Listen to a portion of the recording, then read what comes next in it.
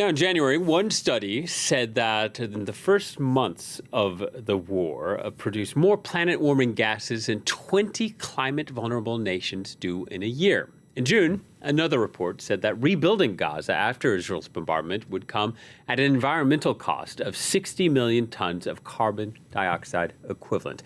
We're now in the second and final week of the UN Climate Conference. Hosting COP29 is Azerbaijan, a small, oil-rich country with a poor human rights record. That, though, does not diminish the importance of addressing the climate crisis. And joining us from Baku is Dr. Daved Lehrer. He leads the Center for Applied Environmental Diplomacy at the Arava Institute for Environmental Studies. Thank you for speaking to Paris Direct.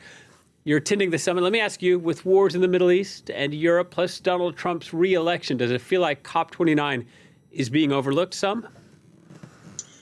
Yeah, that's definitely my feeling. I feel like the world's attention has shifted from this incredible climate crisis that is going to impact everyone on this planet to wars in my area in the Middle East, to Ukraine and Russia, and to the U.S. elections. I'm afraid that not enough attention is being made to the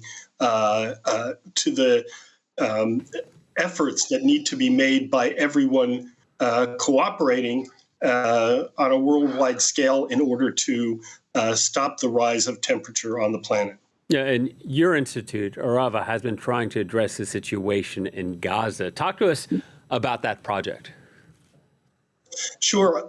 We've been working at the Center for Applied Environmental Diplomacy together with Palestinian partners in West Bank and in Gaza, Palestine, for 7 years now on ways to help people who live in off-grid communities, vulnerable communities in the West Bank and in Gaza, in the central Negev of Israel, who have a lack of water, a lack of energy, lack of sewage treatment, in order to first and foremost improve people's lives, and second of all, to really prove that Palestinians and Israelis can work together. On October 7th, when the war broke out, our Palestinian colleagues, we were meeting with them, and they said now the crisis has to shift towards immediate humanitarian needs. And we began to work with them on not only answering the immediate humanitarian needs, but trying to take a look at how people are going to be living in displaced persons camps along the coast of Gaza, not just for a few weeks or a few months, but possibly for years. So we need to make these what our Palestinian partners call green refugee shelters sustainable. And so we work together with them to bring in technology that will supply energy, water, wastewater treatment systems, food, tents that are appropriate for winter, and other immediate needs. Yeah, and just for our viewers that might not be familiar, this is a region of the world that's very arid, that can also get very hot. Can you tell us a bit more about examples of off-grid solutions? Sure. Obviously, the people are most familiar, of course, with solar panels and batteries, which can provide electricity without using fossil fuels. And oddly enough, or not oddly enough, prior to October 7th, there was quite a bit of solar energy being used in Gaza because the electrical grid was so unreliable. People were only receiving electricity from the grid 4 to 6 hours a day. And so many had already adopted solar energy. But when the war broke out, of course, people lost their homes and had to flee away from their homes and were living in the streets and eventually in camps. So solar energy, solar panels, together with batteries, can provide people with the much needed electricity that they're lacking. The Arava Institute has developed an off-grid wastewater treatment system Even prior to the war in Gaza, treated wastewater, was rare in the West Bank and in Gaza. Many people lived without a connection to central sewage, and so wastewater would flow from people's homes into ditches in the streets and then into cesspits in the ground. These cesspits had to be pumped out every month.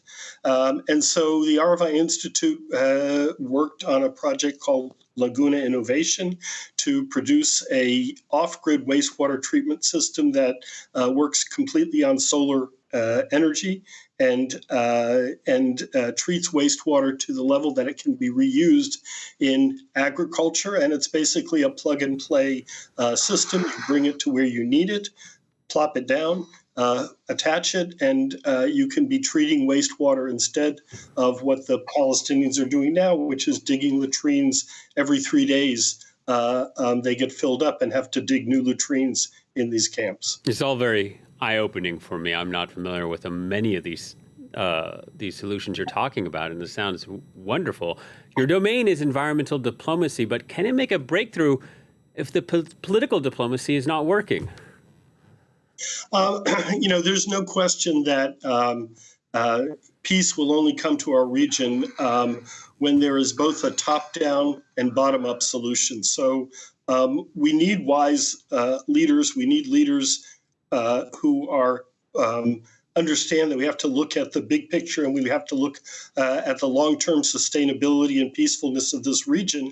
But at the same time, people in the communities, local people, need to want that peace. And so we work bottom up, trying to push national leaders to look at the big picture and at long-term solutions in order to create a top-down pressure with people from the communities demanding peace and wise leaders starting to realize that long-term we need to live together. There are 14 million people living between the Mediterranean Sea and the Jordan River, 7 million Israelis, 7 million Palestinians. None of us are going anywhere.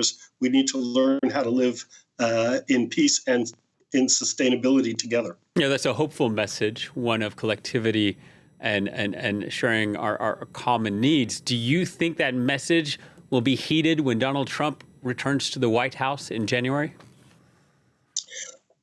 I am very concerned about what will happen when Mr. Trump is back in the White House. His track record was not great first time around. On the other hand, under his administration, the Abraham Accords were signed, and that perhaps is a hopeful sign. Somehow, I think if we're very lucky and his personal interests ends up aligning with the interests of peace in the Middle East, then maybe we have a chance of something positive happening. I always say that a broken clock is right twice a day, so maybe we'll be lucky. All right, David, I like that. Thank you very much, Daved Lehrer, joining us from Baku. Thank you.